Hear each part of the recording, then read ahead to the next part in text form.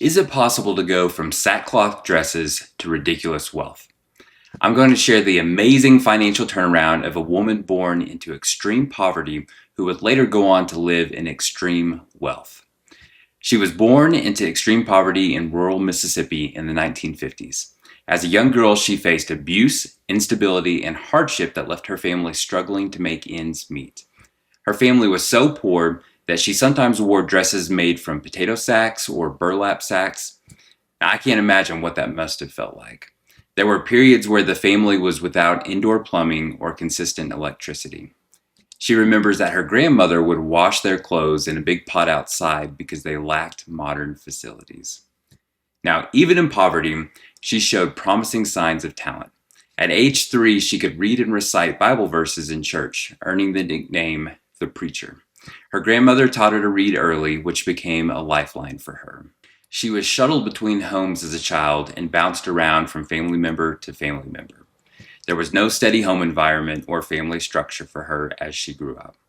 During one stretch, she lived in a cramped, single room in a rundown boarding house where her mother worked. The living conditions were extremely limited, just one dark, small room that she shared with her mother and her younger half-sister, who was a baby at the time. She remembers being given a small cot, and on her first night, she was made to sleep on the porch of the boarding house. Now, obviously, this left her feeling unwanted and struggling emotionally. This was not a great start to her life. She worked at a local grocery store as a teen to help support herself. Then she worked other part-time jobs, including at a radio station as she grew older, but money still remained tight. She's noted that her father's emphasis on education and chores helped instill discipline that later served her career. Despite long odds, she earned a full scholarship to Tennessee State University. By her 20s, she landed radio and TV jobs in Nashville and Baltimore. These were lower-paying positions, but they built her skills and visibility. This season laid the foundation, proving that she could connect with audiences through her on-air presence. At age 30, she moved to Chicago to host a smaller morning talk show. Within months, she turned it into the top program in the market. Only 2 years later, at age 32, the show went into national syndication, meaning it aired all over America. This was her first major financial milestone. She became a millionaire almost immediately. Now, one of her smartest financial moves came early. She created her own production company.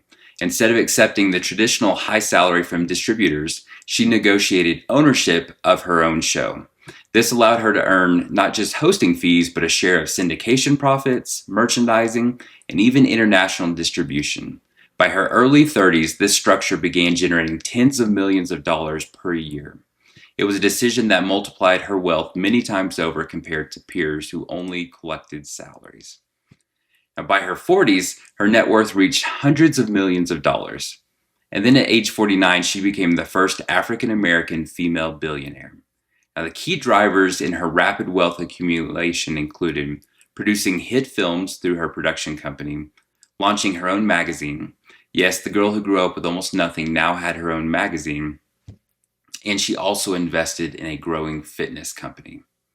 Her annual earnings reached a height of $200 to $300 million in strong years from her show alone. She also launched her own network in 2011, further expanding her portfolio. She has donated hundreds of millions of dollars to charitable causes like schools, disaster relief, and initiatives to help struggling women. Her wealth is diversified across media, real estate, investments, and production, protecting against any single failure. Even after ending her daily show in 2011, income from reruns, her network, and investments kept flowing. This is why diversification is so important. Today, at over the age of 70, her empire continues generating wealth through content, partnerships, and equity stakes. Her story illustrates compound growth. Early ownership decisions created a growing ripple effect that fueled expansion and wealth multiplication. Today, her net worth exceeds $3 billion. Now, her success wasn't overnight. It came from talent, resilience, strategic decisions, and a pivotal shift toward ownership. She owns homes and large estates in places such as California, Hawaii, and Colorado. It's a far cry from that cramped single room in the old boarding house she lived in as a child. So who is this woman? You've probably seen her on TV at some point in your life. Her name is Oprah Winfrey. Now, I share Oprah's story to give you hope. If it's possible for her, then it's possible for you.